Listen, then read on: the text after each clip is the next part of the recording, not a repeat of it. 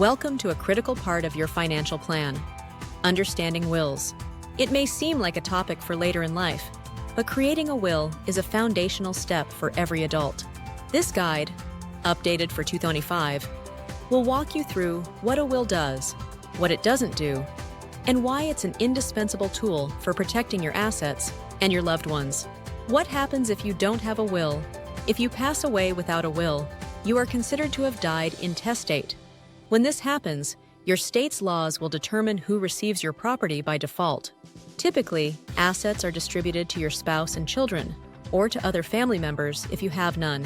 A state's plan is a generic guess that may not reflect your actual wishes.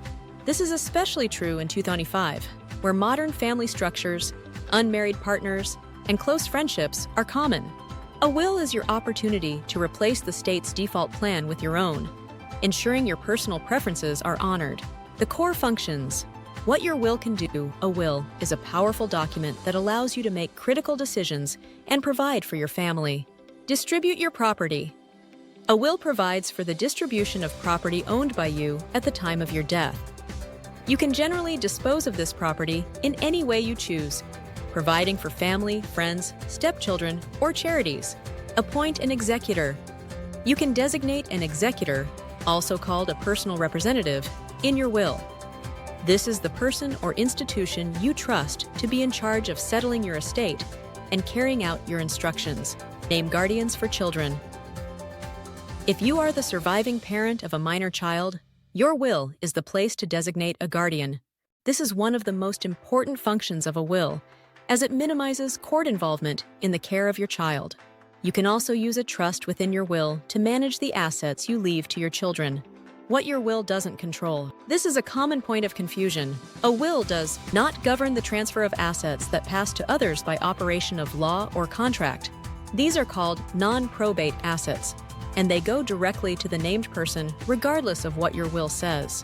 Common examples include jointly owned property, real estate or bank accounts owned as joint tenants with right of survivorship automatically pass to the surviving owner. Retirement accounts. Your 401k, IRA, or other retirement benefits will be paid to the beneficiaries you designated on the account forms. Life insurance policies, proceeds are paid directly to the beneficiaries named in the policy. Payable on death, POD accounts, bank or brokerage accounts with a POD designation pass directly to the named beneficiary. As an AEGIS student, it's crucial to understand that merely writing a will is not enough. You must also review the beneficiary designations on all of your accounts and policies to ensure they align with your overall estate plan. Finalizing your will in 2025. Types of wills. While wills can be complex, most fall into a few categories. A simple will provides for the outright distribution of assets. A will that creates one or more trusts upon your death is called a testamentary trust will. A pour-over will is used to transfer your probate assets into a pre-existing trust you created during your lifetime. Signing, executing your will. To be valid, a will must be signed in the presence of witnesses, and specific legal formalities must be followed. In many states, a will that is properly signed and notarized is considered self-proving, which can make the probate process much smoother. Updating your will.